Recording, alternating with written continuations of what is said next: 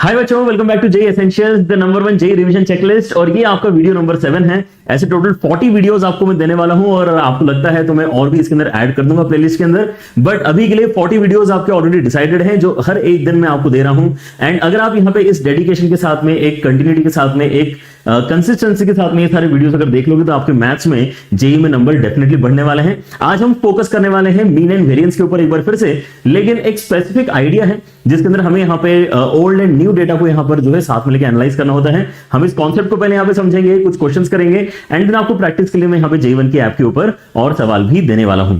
चलिए तो यहाँ पर देखते हैं कि इसका कॉन्सेप्ट क्या कहता है। आपके पास में यहाँ पर बच्चों ऐसा कुछ होने वाला है कि किसी एक डेटा सेट के ऊपर ऑलरेडी आपकी कैलकुलेशन हो चुकी है।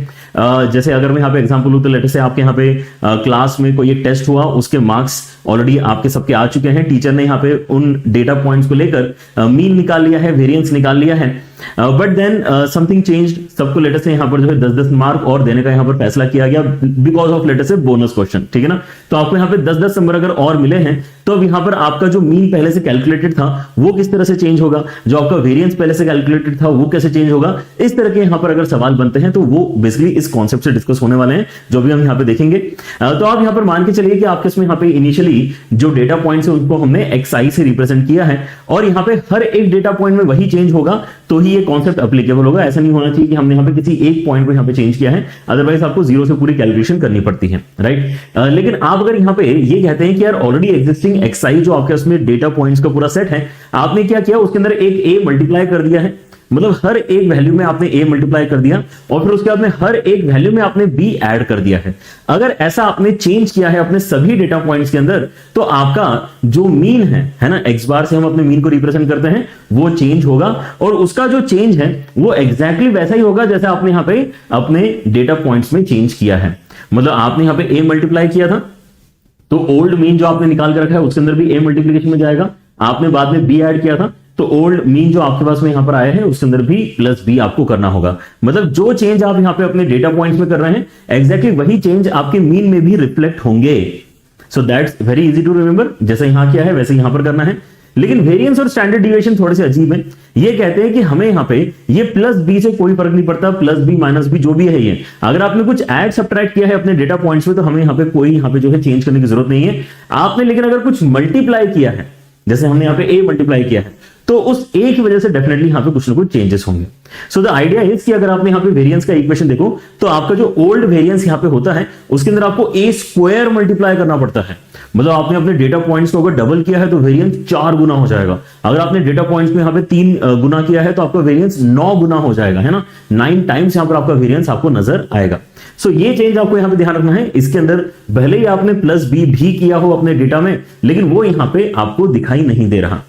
और स्टैंडर्ड डिविएशन के अंदर तो कोई खास यहाँ पे बात नहीं है। स्टैंडर्ड डिविएशन बेसिकली इसी का स्क्वायर रूट होता है, इसी का स्क्वायर रूट होता है। तो आपका वेरिएंस जो है उसका स्क्वायर रूट करते हैं तो स्टैंडर्ड डिविएशन आपको नया वाला मिलेगा। वेरिएंस जो पुराना वाला है उसका स्क्वायर रूट करते हैं तो पुराना वाला स्टैंडर्ड डिविएशन यहां पर आ जाएगा। लेकिन a स्क्वायर का अंडररूट करने पे आपको मॉड a मिलता है, इस बात का ख्याल रखें सारे बच्चे। यहाँ पे मॉड का एक्चुअली इंपॉर्टेंस है तो इसको बिल्कुल भी भूलना नहीं है। एंड आज जो हम यहाँ पे फोकस करने वाले सवाल उनमें हम इन्हीं आइडियाज का इस्तेमाल करेंगे। नाउ आपके पास में जो सवाल डायरेक्टली इस कॉन्सेप्ट पे बेस्ड होते हैं वो तो ऑफ फ्रंट आपको दिख जाते हैं एंड उसके अंदर बच्चे मोस्टली यहाँ पे सवाल को सॉल्व कर भी लेंगे। लेकिन हम इस वीडियो में ये भी देखेंगे कि यार क्या मेरे पास में ऐसे नॉर्मल से सवाल हो सकते हैं जिसमें ऐसे किसी ने हमें कंपल्शन नहीं डाला है कि आप इन आइडियाज का इस्तेमाल करो, लेकिन तब भी क्या हम उनके अंदर यूज करना चाहेंगे to simplify the calculation. That's what we will be discussing as well in this particular video. चलिए तो अब यहाँ पे शुरू करते हैं। Before we basically start our questions का डिस्कशन, अगर आपको ये सीरीज पसंद आ रही है तो प्लीज यहाँ पर वीडियो को लाइक जरूर करें और उसके साथ साथ अगर आप नए हैं तो चैनल को सब्सक्राइब करें और अपने दोस्तों के साथ में इन लेक्चर्स को शेयर करें, क्योंकि यार सभी को यहाँ पर मैथ्स में दिक्कत आती है। थोड़े बहुत नंबर तो देखो आप अपने दोस्त के भी यहाँ पर बढ़ाने में उसकी हेल्प कर ही सकते हैं, ठीक है। चलिए तो क्वेश्चंस का सिलसिला यहाँ पर शुरू करते हैं। सबसे पहला सवाल आपके सामने यहाँ पर है, क्या है यहाँ पर सवाल में ध्यान से देखें सर बच्चे। The mean of a set of 30 observations is 75। आपको ऑलरेडी 30 ऑब्जर्वेशंस का मीन 75 दे के रखा है। If each observation is multiplied by non zero number lambda and then each of them is decreased by 25। मतलब आप यहाँ पे अपने xi के साथ में क्या कर रहे हैं, आप अपने xi को किस तरह से चेंज कर रहे हैं कि आपने कोई लैम्डा मल्टीप्लाई किया है अपने xi में और फिर यहाँ पे डिक्रीज कर दिया है उसको 25 से। आपने ये अपने नंबर्स के साथ में किया, तो आपका जो यही चेंज है ये कहां रिफ्लेक्ट होगा, आपके मीन के अंदर भी रिफ्लेक्ट होगा। मतलब आपका यहां पर जो एक्स न्यू आने वाला है, एक्स बार न्यू आने वाला है, वो क्या हो जाएगा, लैम्डा के साथ में x old bar and then -25 आपको मिलने वाला है।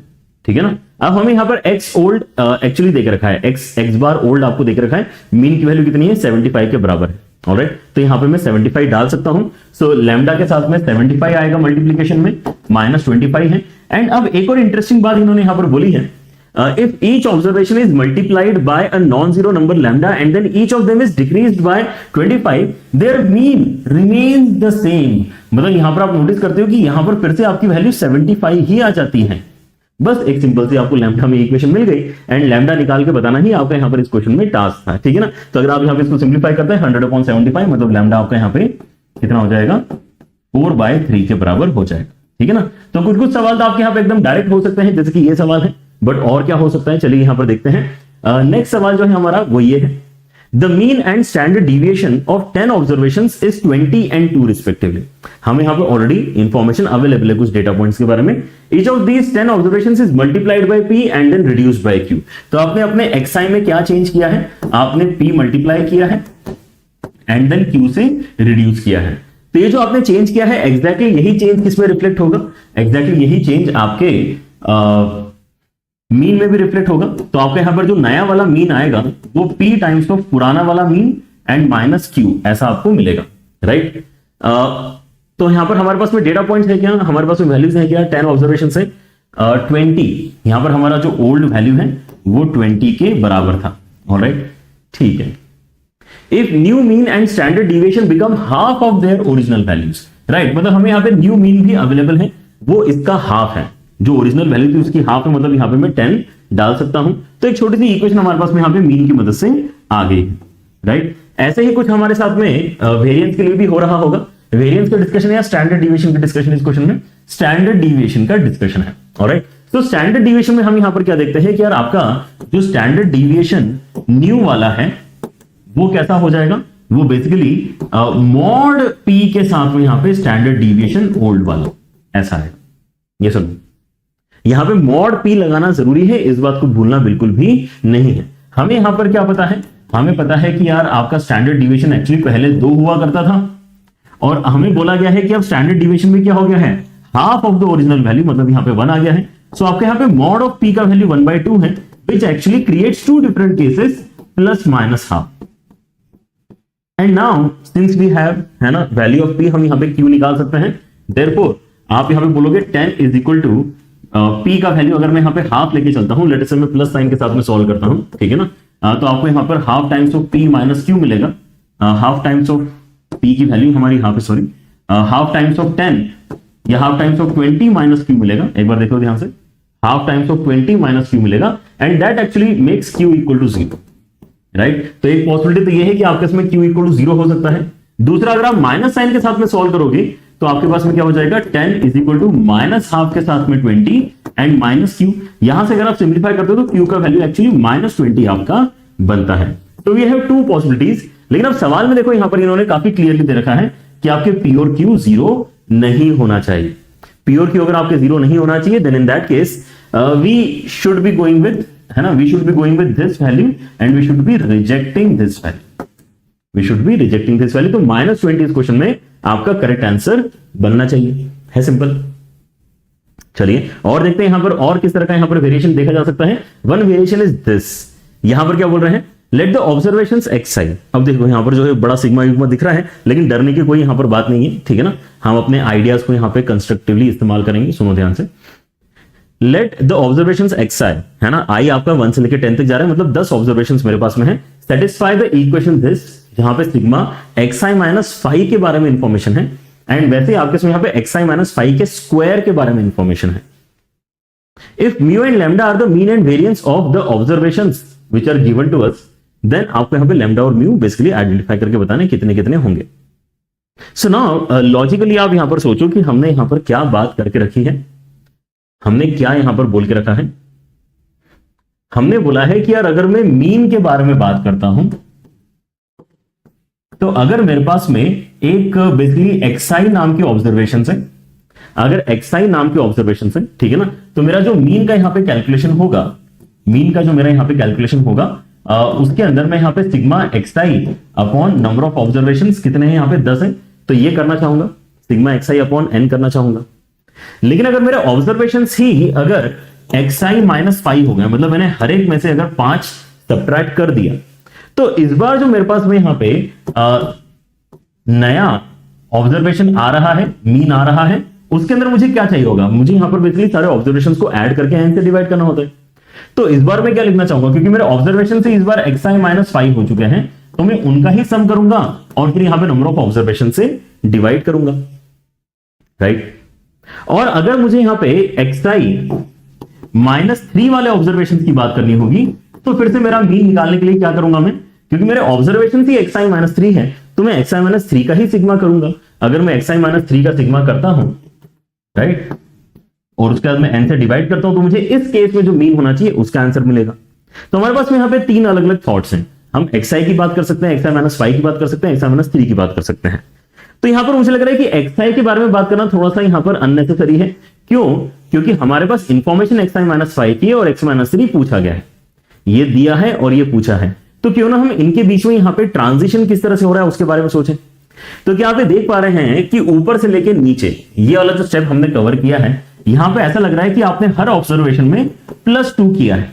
क्या देख पा रहे हो, xi माइनस 5 आपके उसमें हो सकता है इनिशियल ऑब्जर्वेशन थी।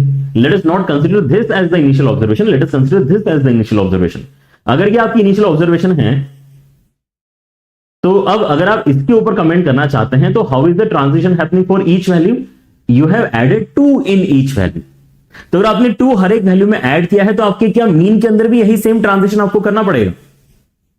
आपको यहां पर ट्रांजिशन क्या करना पड़ेगा, +2 ही करना पड़ेगा। तो आपको xi माइनस 5 का सिग्मा उसने दे रखा है 10 के बराबर है, ऑब्जर्वेशन आपकी 10 है, मतलब यहां पर आपके पास में जो मीन है वो 1 के बराबर आ रहा है। तो अगर आपने यहां पे सारे ऑब्जर्वेशन में +2 किया है, तो आपको यहां पर भी मीन के आंसर में +2 करना चाहिए, राइट। सेम बेसिकली ट्रांजिशन आपके यहां पे वर्क करेगा, and that's why 3 will become the answer for this particular value. हमने यहां पर जो है म्यू का आंसर इसका मतलब निकाल लिया है। जो म्यू यहां पर है वो मीन को रिप्रेजेंट करता है फॉर दिस डेटा, जहां पे xi माइनस 3 की बात चल रही है, समझे। तो इसलिए यहां पर xi माइनस 5 की इंफॉर्मेशन दे रखी है, वो हमारे लिए काफी अच्छी इंफॉर्मेशन है, हमें कोई इससे प्रॉब्लम नहीं है। Now one more interesting thing, let us discuss that. क्योंकि हम ये जानते हैं कि अगर मैं ऑलरेडी xi के लिए लेट अस से वेरिएंस की बात करता हूं, वेरिएंस अगर मैंने यहां पे इसको सिग्मा स्क्वायर से रिप्रेजेंट किया, और मैं अब कह रहा हूं कि हमने यहां पर क्या किया है, हर एक ऑब्जर्वेशन में से 5 सब्ट्रैक्ट कर दिया। भाई अगर आप यहां पे कुछ भी ऐड सब्ट्रैक्ट करते हो, तो फाइनल रिजल्ट में, वेरिएंस के फाइनल रिजल्ट में वो अपीयर ही नहीं होता है, केवल आपने जो मल्टीप्लाई किया होता है xi में वो अपीयर होता है। तो यहां पर तो आपने xi में कुछ मल्टीप्लाई किया ना, आपने केवल सब्ट्रैक्ट किया है, तो हमें यहां पे कोई फर्क नहीं पड़ता। जो यहां पे आपका वेरिएंस का आंसर है, वही वेरिएंस का आंसर यहां पर भी होना चाहिए। एंड इनफैक्ट जो आंसर आप यहां पे एक्सपेक्ट कर रहे हो वो भी यही होना चाहिए, क्योंकि आप अल्टीमेटली क्या कर रहे हो, यहां से यहां तक आने के लिए आपने -5 किया, यहां से यहां तक आने के लिए आपने +2 किया, तो आपने यहां पर हर एक ऑब्जर्वेशन में केवल ऐड सब्ट्रैक्ट कुछ न कुछ किया है। सो उससे आपके वेरिएंस का आंसर चेंज नहीं होता। तो हम यहां पे किसके ऊपर कैलकुलेशन करना चाहेंगे, ऑब्वियसली जिसकी इंफॉर्मेशन हमारे पास में है हम उसी के ऊपर कैलकुलेशन करना चाहेंगे। तो हम यहां पे इस केस में अगर अपना वेरिएंस निकालेंगे तो वो कैसे नजर आएगा, हमें यहां पे xi माइनस 5 वाला जो डेटा है उसके स्क्वायर की रिक्वायरमेंट होगी सिग्मा की, फिर नंबर ऑफ ऑब्जर्वेशन से डिवाइड करने की जरूरत पड़ेगी, which is basically 10, and then हमें यहां पे इसी का जो बेसिकली मीन है वो कैसे निकला होगा, इन सभी ऑब्जर्वेशंस को ऐड करके 10 से डिवाइड किया होगा, उसके स्क्वायर को हम सब्ट्रैक्ट करवा देंगे, ठीक है ना। तो हमें जो डेटा पता है हम उसके ऊपर काम कर लेते हैं, हमें कोई प्रॉब्लम नहीं है, ठीक है ना। And that's how we can conclude कि यार आपका आंसर क्या आने वाला है। यहां पे क्योंकि xi माइनस 5 का स्क्वायर आपको 40 के बराबर किया, तो ये 40/10 एंड माइनस यहां पे कितना दे रखा है आपको, ये 10 के बराबर दे रखा है, तो ये 10/10, राइट। तो ये कितना हो जाएगा, 4 - 1 मतलब ये 3 हो जाएगा। तो अगर ये मिडिल वाला जो डेटा है उसको कैलकुलेट करने के लिए, है ना, मेरे पास डेटा अवेलेबल था, तो मैंने यहां से अगर आंसर 3 निकाला है, तो जो पूछ रहा है उसका भी आंसर 3 ही आएगा, इसके अंदर कोई चेंज नहीं होने वाला। सो दोनों ही 3 आए हैं, यहां से भी 3 आए, यहां से भी 3 आए, मतलब सी आंसर इस क्वेश्चन में आपका करेक्ट होना चाहिए, ठीक है, पॉइंट टेकन। चलिए और देखते हैं यहां पर, let us try something like this. ये आपका सवाल मुझे ज्यादा अच्छा लगा as compare to what we have done till now. क्योंकि इसके अंदर कोई आपको फोर्स नहीं कर रहा है to use this concept, but if you use this concept तो आपको यहां पर कैलकुलेशन थोड़ी इजी फील डेफिनेटली होगी। ऑलराइट, तो सवाल ध्यान से देखें सारे बच्चे, क्या है यहां पे, आई होप सारे बच्चे कॉन्सेप्ट समझ चुके हैं। वेरिएंस एंड स्टैंडर्ड डिविएशन, अगर आप कोई भी यहां पे ऐड सब्ट्रैक्ट करने वाला चेंज अपने सभी डेटा पॉइंट्स में करते हैं, सभी वैल्यूज को 2 से सब्ट्रैक्ट कर दिया, सभी वैल्यू में 2 ऐड कर दिया, 10 सब्ट्रैक्ट कर दिया, ऐसे जो भी ऐड सब्ट्रैक्ट वाले काम है अगर आप करते हैं, तो वेरिएंस एंड स्टैंडर्ड डिविएशन को कोई फर्क नहीं पड़ता। वो बोलता है कि जो आ रहा है आने दो, हम तो उसी आंसर को मेंटेन करके रखेंगे। मीन के अंदर वही चेंज बेसिकली रिफ्लेक्ट हो जाता है जो आप यहां पे वैल्यूज के अंदर करते हैं, ठीक है ना। अब यहां पर देखो आपका सवाल क्या है, सवाल कहता है कि आपके इसमें यहां पर बेसिकली 7 डिफरेंट टर्म्स हैं जो अरिथमेटिक प्रोग्रेशन में है, लेकिन आपका जो पहला टर्म है वो बेसिकली 9 है। मतलब मैं यहां पे अगर कॉमन डिफरेंस d मानता हूं तो मैं यहां पे 9 प्लस d 9 प्लस 2d इस तरह से 9 प्लस 6d तक अपने टर्म्स मान सकता हूं कि मुझे बोला गया है कि मेरे पास अवेलेबल है। Alright, these are the observations that I have. Common difference आपका d है। If the standard deviation of this is 4, अब आपको यहां पर जो स्टैंडर्ड डिविएशन दे रखा है वो इन्हीं सब वैल्यूज का देख रखा है। यही हमारे पास में x1 है, ये x2 है, ये x3 है, ft, दीज मेनी वैल्यूज हैं। तो इनका जो स्टैंडर्ड डिविएशन है मतलब सिग्मा है वो 4 के बराबर दिया है, सिग्मा स्क्वायर मतलब आपको 16 के बराबर दिया है, ठीक है, इसमें तो कोई प्रॉब्लम नहीं है। एंड मीन इज x बार, इसका जो मीन है वो आपको x बार नोटेशन है ऐसा बोल के रखा है, राइट। तो हमें यहां पे अल्टीमेटली x बार और x6 फाइंड करना है। नाउ हमें d अगर पता होगा तो हम ऑब्वियसली x6 फाइंड कर लेंगे, d पता होगा तो हम यहां पे x बार भी फाइंड कर ही लेंगे, क्योंकि मीन निकालने में क्या दिक्कत है यार, इन सब वैल्यूज को ऐड करके बस नंबर ऑफ ऑब्जर्वेशन है ना जो आपके यहां पे 7 है उससे डिवाइड ही तो करना है, राइट। सो यहां पर ऐसा बस d निकालना ही हमारा मेन टास्क बचता है। लेकिन अब यहां पे हम जो है थोड़ा सा यहां पर बेनिफिट ले सकते हैं इस आइडिया का कि अगर मैं हर एक ऑब्जर्वेशन में से 9 सब्ट्रैक्ट कर दूं, अगर मैं हर एक ऑब्जर्वेशन में से 9 सब्ट्रैक्ट करके एक नया सेट ऑफ ऑब्जर्वेशन क्रिएट करता हूं 0d 2d ऐसा करते करते अप टू 6d, तो मेरे पास में जो वैल्यू निकल कर आएगी सिग्मा स्क्वायर की वो अभी भी 16 ही होनी चाहिए। लेकिन जो मेरे पास में अब इस पर्टिकुलर पॉइंट पे नया मीन आएगा, जो मेरे पास में नया मीन आएगा वो एक्चुअल आंसर नहीं है, वो एक्चुअल आंसर -9 होना चाहिए। जो चेंज आपने नंबर्स में किया है वही सेम आंसर रिफ्लेक्ट होता है आपके मीन के वैल्यूज में भी। Alright, so now let us start solving. हम यहां पे अब डी फाइंड करना चाहेंगे, लेकिन हम यहां पे ग्रीन वाला जो इंफॉर्मेशन है उसके ऊपर काम कर लेते हैं।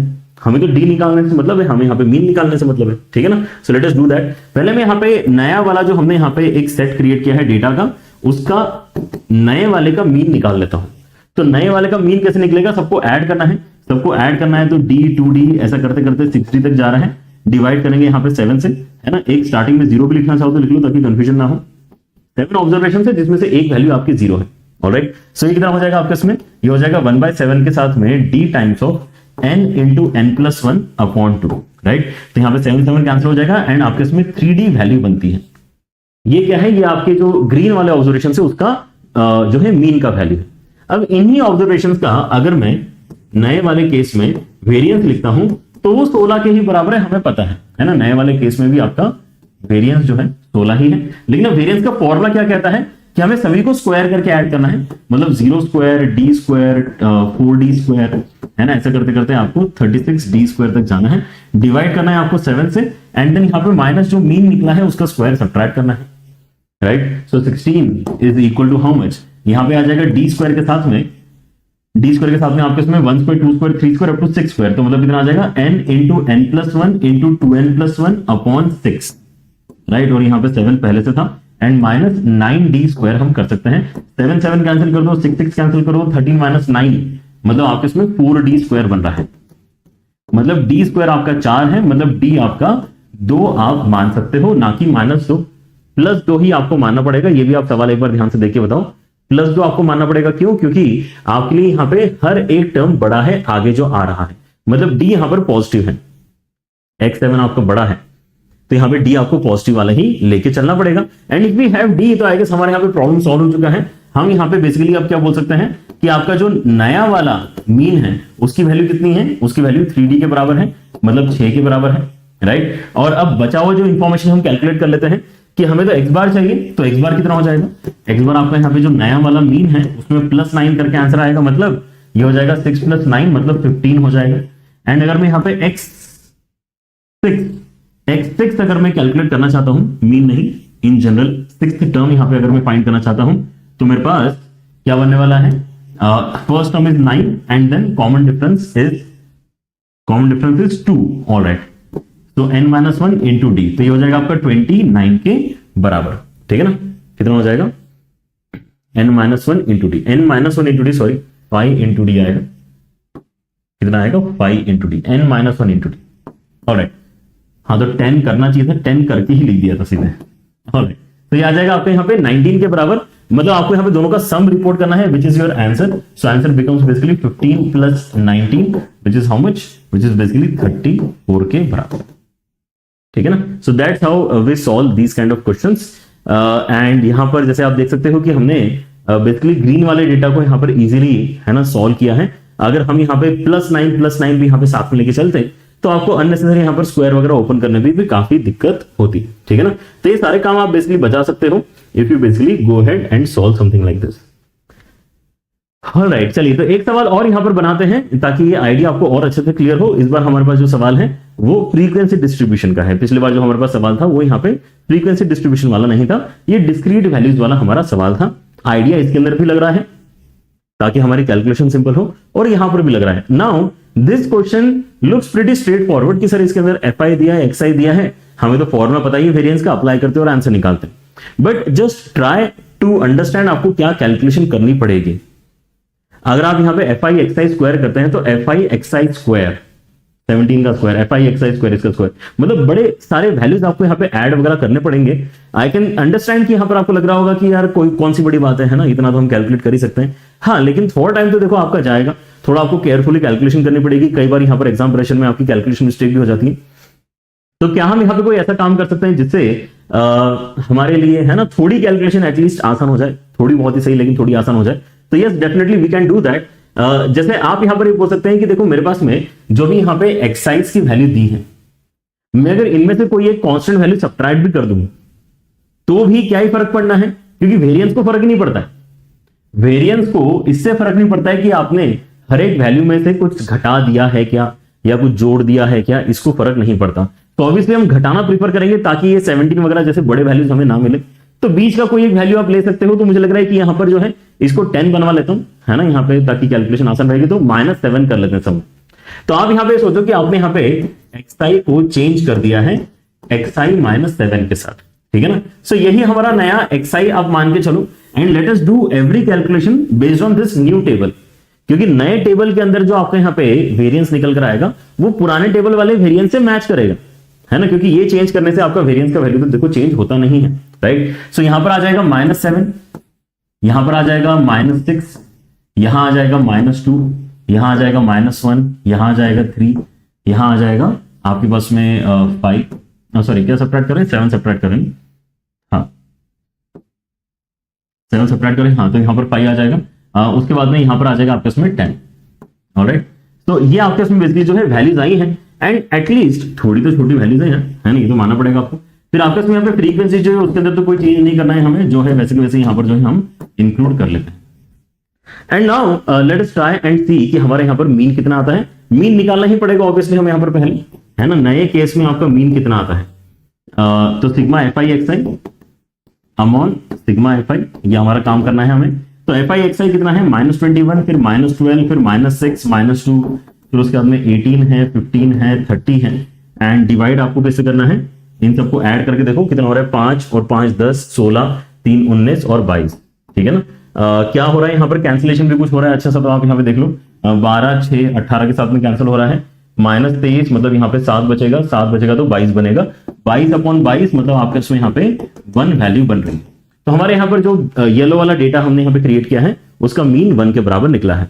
अब इसी सिनेरियो में हम अपना जो है वेरिएंस निकाल लेते हैं। वेरिएंस का कैलकुलेशन कैसा हो जाएगा, नया वाला आप बोल लो, पर इसके अंदर जो भी आंसर आ रहा है वही आपका फाइनल आंसर है, इसके अंदर कुछ चेंज तो करना नहीं। तो वेरिएंस निकालते समय हम यहाँ पर क्या कह रहे हैं कि चलो आप यहाँ पे fi xi स्क्वायर करो, है ना, लेकिन इस बार एटलीस्ट आपको 7 का स्क्वायर करना पड़ रहा है, 17 का स्क्वायर तो नहीं करना पड़ रहा कम से कम, ठीक है ना। तो fi xi square plus F I X I square plus F I X I square plus F I X I square plus F I X I square plus F I X I square and last में F I X I square, right. ये हो गया सारे terms और नीचे हमारे पास में कितना आ रहा है 22 आया था sigma F I and minus क्या करना पड़ेगा 1 का स्क्वायर आपको माइनस करना पड़ेगा। बस यहीं से आपका फाइनल आंसर बनने वाला है जिसको हम यहाँ पे आगे सिंप्लीफाई करना चाहेंगे, ठीक है ना। तो बस यहाँ पर वैल्यूज देखो क्या क्या बनने वाली है। यहाँ पर 3 टाइम्स करके आपको इसमें 147 बनेगा, यहाँ पे 72 बनेगा, यहाँ पर 12 आ गया है, 2 आ गया है, 54 आ गया है, 75 आ गया है, 300 आ गया है, ठीक है ना। सबको यहाँ पर ऐड करो एंड यहाँ पे 22 से डिवाइड करो, -1 करो, ठीक है ना। फिर से यहाँ पर एडिशन, अब तो अब यहाँ पे क्या बताऊंगा आपको, एडिशन सब्ट्रैक्शन आप यहाँ पे कर लो। मैं भी एक बार जो है आपके साथ में रिजल्ट शेयर करता हूँ। यहाँ पर आपके इसमें बेसिकली बनना चाहिए 662/22, alright. So what this gives us is 662/22 -1 and यहाँ पे आपके इसमें कुछ ना कुछ डेसिमल में वैल्यू निकल कर आ रही है, लेकिन अगर आप यहाँ पे इसको राउंड ऑफ करते हैं तो अल्टीमेटली आपका वैल्यू यहाँ पे 29 बनता है, ठीक है ना। अगेन आई वुड एनकरेज आप यहाँ पे इसको बिना चेंज किए भी एक बार सॉल्व करके देखो। अगर आपको लगता है कि नहीं सर क्या ही ज्यादा फायदा हुआ है, लेकिन मेरा ये कहना है कि यार ये टेबल से ये टेबल लिखने में कितना समय लगा है, कोई खास डिफरेंस तो देखो हुआ नहीं। एंड उससे आपके इसमें यहाँ पे कुछ नेगेटिव कुछ पॉजिटिव टर्म्स बन के कैंसिलेशन भी हो रहे हैं, तो वहां से भी आपकी कैलकुलेशन थोड़ी तो देखो सिंपल हुई है। सो ये जो आज हमने यहाँ पे कॉन्सेप्ट पढ़ा है, इस कॉन्सेप्ट को अगर आप यहाँ पे रिक्वायर्ड नहीं है तो भी लगाओ तो भी आपको बेनिफिट होता है। कुछ क्वेश्चंस जो भी हमने यहाँ पे पहले किए उसके अंदर तो देखो एक्सपेक्टेड ही है कि आप यहाँ पे इस कॉन्सेप्ट को जाने और उसको अप्लाई करके यहाँ पे आंसर निकाल के बताएं। इस क्वेश्चन को आंसर करने का और कोई तरीका एक्चुअली नहीं हम यहाँ पे सोचना चाहेंगे। इस क्वेश्चन के अंदर हमारे पास में पॉसिबिलिटी थी कि हम यहाँ पे जो है 9 के साथ में यहाँ पर कैलकुलेशन कर लेते हैं, बट यहाँ पे 9 हटा के फॉर श्योर मेहनत हमारी काफी सारी बची है। और यहाँ पर भी एक वैल्यू 7 सब्ट्रैक्ट कर लेने से एक नया टेबल बनाने में कोई खास समय नहीं लगा हमें, लेकिन उससे भी हमारी काफी ज्यादा मेहनत बची है, ठीक है ना। एंड ये आपका काफी रिसेंट सवाल है। इस तरह के आपको कई सारे सवाल यहाँ पर जो है प्रैक्टिस करनी चाहिए, जहां पर भले ही एक्सपेक्टेड नहीं है कि आप वो करो, लेकिन वो करके अगर फायदा मिल रहा है तो आप है ना यहाँ पे थोड़े तो यहाँ पर अपने समय को बचा सकते हैं, ऑलराइट। चलिए तो इसी के साथ में हम यहाँ पर जो है इस पर्टिकुलर वीडियो में समापन करते हैं डिस्कशन का आपके लिए। लेकिन यहाँ पे JEE की एप्लीकेशन के ऊपर प्रैक्टिस शीट ऑलरेडी रेडी होगी, आप वहां पे जाके उसको डाउनलोड करके प्रैक्टिस स्टार्ट कर सकते हैं। फर्दर आपके साथ में यहाँ पे बच्चों PYQs की प्रैक्टिस के लिए एक अलग सेक्शन हमने बना दिया है।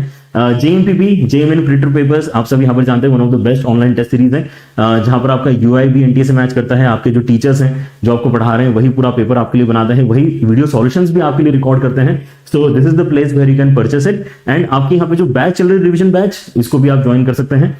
आपके जो टीचर्स हैं है ना वो सभी यहाँ पे लाइव आपको पढ़ाते हैं। आपको पूरा प्लानर हमने यहाँ पे दिया हुआ है जो फॉलो करके आप यहाँ पे पूरा रिवीजन टॉप लेवल पे यहाँ पर कंप्लीट कर पाएंगे। एंड साथ ही साथ काफी अफोर्डेबल है, 2000 रुपए में यहाँ पर जो है हमने पूरा आपको यहाँ पर जो है रिविजन कराने का यहाँ पर एक कोर्स के थ्रू यहाँ पर ठाना है। And I am pretty sure कि आप अगर इसका पार्ट है तो आपको यहाँ पे बेनिफिट डेफिनेटली मिल रहा होगा। सो कीप एट इट, आप यहाँ पे है ना मेहनत बिल्कुल ना छोड़े।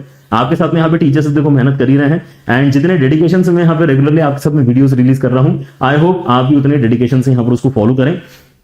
क्योंकि यार देखो एक हार्ड वर्क होती है, कंसिस्टेंसी होती है, एक डिसिप्लिन होता है, ये इनहेरेंट क्वालिटीज होती हैं टॉपर की, है ना। आप ये नहीं बोल सकते कि यार मैं तो आराम करके यहाँ पे टॉपर बनना चाहता हूं, ठीक है ना। इतना टैलेंटेड कोई नहीं है कि वो आराम करके यहाँ पे टॉपर बन जाए, ठीक है ना। अगर हम अच्छा कॉलेज, अगर हम अच्छी रैंक यहाँ पे चाहते हैं तो हमें थोड़ी मेहनत करने के लिए तो यहाँ पर रेडी होना चाहिए। And that's it. आप यहाँ पर जो है अगर नए हैं तो वीडियो को लाइक करने के साथ साथ चैनल को सब्सक्राइब भी करें, एंड इस तरह की वीडियोस आपको रेगुलरली हम देते रहेंगे। तो बी एट इट, है ना। Keep visiting JEE channel. That's it for the day. Take care everyone, bye bye.